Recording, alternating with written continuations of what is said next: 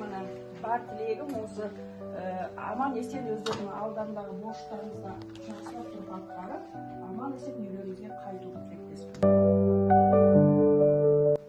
19 қыркүйек күні Алтай өлкесінде тез арада 5 номерлі приказбен жаңағы 372 дивизия тез құрылу керек болған. Осы 372 дивизия өзінің өмірінде деп айтайын 2005 жылға дейін 2 рет ауысады.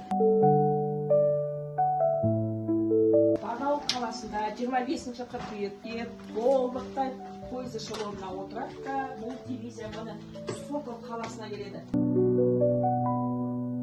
Бөліміміздің құрылу тарихы қысқаша. Боевой путь части деп тұр ғой.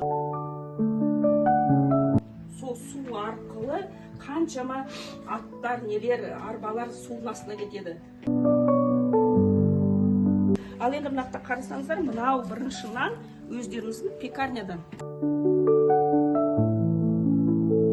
Араларында біреулерін мина атқыш батареясына түсірсіңдер, да, бірінші батарея, номерлік батарея. Сол мына генерал Құрманбаев деген. Содан кейін ол кісінің мына генералдың қазіргі формалары қазір осы. Сендердің танкистердің бүкіл командирлары.